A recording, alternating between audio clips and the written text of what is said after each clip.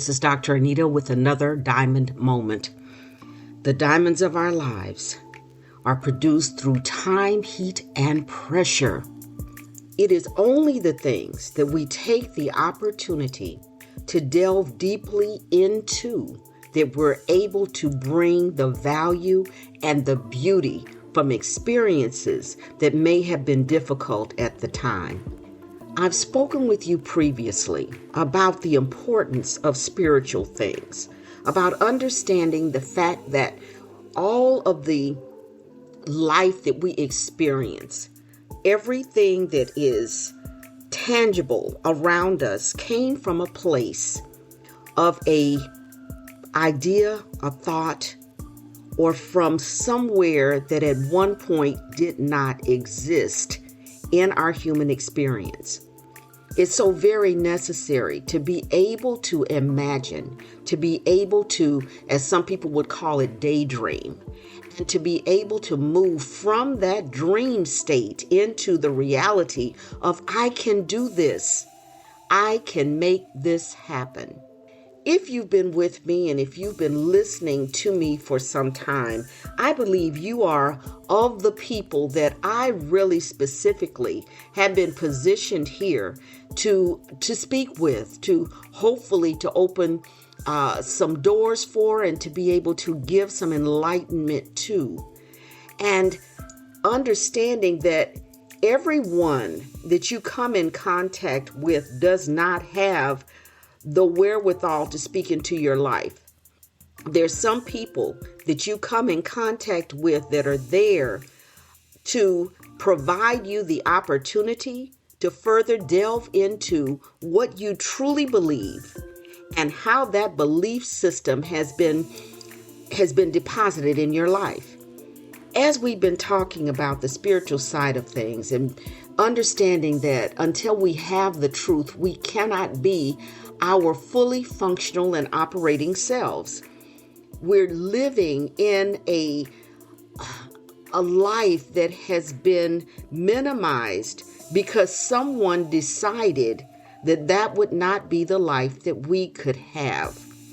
If you live in the United States, then you know that this country has a long history of racism.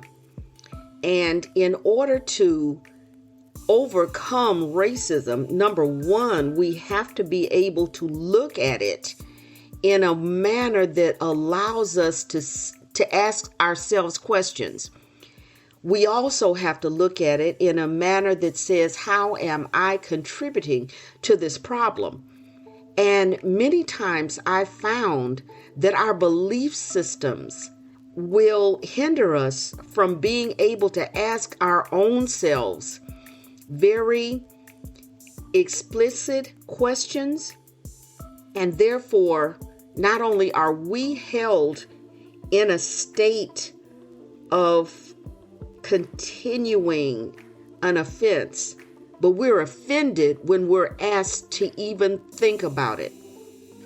You don't have to be a Jewish person of Jewish heritage to appreciate what occurred during the Holocaust, to appreciate what it may have felt like to be hunted. And in the same manner, you don't have to be an African American person to appreciate what it must have felt like to be captive, to be unable to determine your own path, and then to continue for generation after generation to experience your history in various ways, repeated over and over again. If you've been with me for a while, you know that during the time period in which Mr. George Floyd was murdered, we talked about that. And so when you see a continued assault on a group of people for generation after generation, so much so that someone felt that they could murder them in plain sight with witnesses, then you understand the plight of people who have been marginalized and who have been deemed as without the same amount of value that someone else has. So why are you telling us this, Dr. Anita? Because I believe that as you are set free in your mind, your will, and your emotions, that you have been positioned as a leader in your life to speak to situations that you know are wrong. So I want to address a little bit on how being able to disconnect yourself from a belief system that was built to hinder you, that was built to render you non-effective, not just for a little while, but for forever.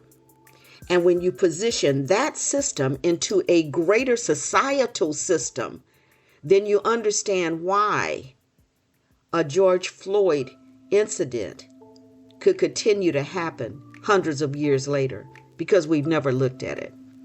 I heard the comedian Trevor Noah say, and for those of you that are not familiar, he is from South Africa, where we know that apartheid took place.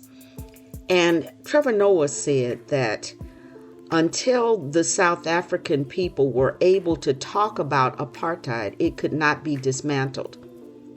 What we see occurring within the United States is that people are still unwilling to talk about the inequities that happened to those of African descent.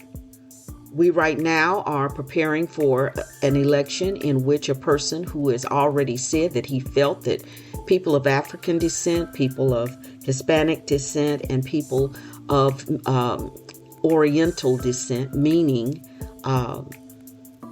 the Middle Eastern people, were poisoning the blood of this country. We're at a really interesting place in which if you have a voice to speak up, you need to speak up. But if your belief system has shut you down, you have yet to come into your own power. So I want to ask you a question, and I want you to think very deeply about it. And that is, does my belief system, what was written in what I believe, is it stopping me from stepping out of line, getting out of the position to having to toe the party line and become uniquely who I am? Has my belief system locked my throat up so that I cannot speak out? Has my belief system shut my mind down so that I cannot even look in that direction? Because if that has happened, if you feel that way in your life, this is your time to be able to understand that there's something greater than you who positioned you in this world for such a time as this.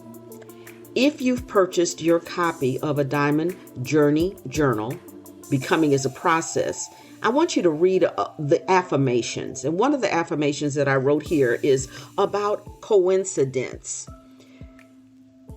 This very small little paragraph says, I'm not a product of random coincidence.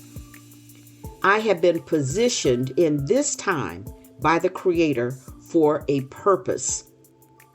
My purpose is to learn, grow, succeed, achieve, experience, and positively impact the world around me. My life is not by chance, but by design. I very much believe that.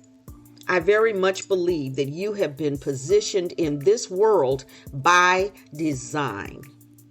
Whether you believe that you choose the existence that you will have, that's absolutely fine.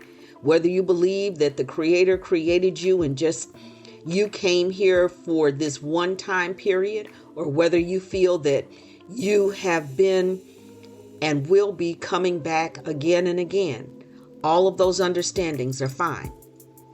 What I want to get across is the fact that this isn't a coincidence. You're not hearing me by coincidence. You're not and have not been on this journey with me by coincidence. You're not journaling in a Diamond Journey Journal by coincidence. You've been positioned here for a reason. And that reason requires your unique input in order for things to change. I do not believe in any way that randomly watching your life go by without active participation is why you were positioned in this time and place. There's too many things that are going on. So again, go back and be able to examine where you are, why you are where you are, and be willing to take action to move yourself beyond anywhere you've ever been before. There is a movie. The name of that movie is Them. And for those who like the horror genre, then you would probably know about or possibly even like this movie. The interesting thing about it is that it's not set in the typical perspective or from the typical perspective that we see in most movies, simply because it has the main characters are greater melanated people. And it's set where the antagonist in the movie are lesser melanated individuals. So there is now a season 2. And it was interesting. I had a conversation with someone and they were telling me that they heard about it and that they wanted to see the movie or just to watch the series. And they had some friends that they wanted to watch the series with them. And the friends were unable. They didn't want to go into that traumatic era that they felt might be the same setting as the first season. And it was interesting to me because until we can talk about an uncomfortable past, we can never get over it. And I've watched individuals that I care about very, very deeply who are willing to march and to protest, but not able to look at a depiction, a fictional depiction, which shows the stereotypical view of how some people of color are still looked at right now in this time. So I want us to continue delving into what is holding us back, what stops us from being able to speak into situations that we know are wrong, what stops us from being able to find that personal power that allows us to stand outside of what society may allow us or feel that we can do. As I've said, if you haven't done so, please get a Diamond Journey Journal. Becoming is a process, and a process has stages, on Amazon. And there, as I've read to you an affirmation, I want to read to you one of the meditations. Think on these things. I will search for the lesson in discomfort, because when I learn that lesson, I will be comfortable in every situation. Learn how to sit, to be still, to do what you need to do, to find out what you need to find out about yourself in order to accomplish everything that you've ever wanted to do in life. Join me on NoomVibe, FanBase. Visit my website at www.DrAnitaMc.com and keep coming back.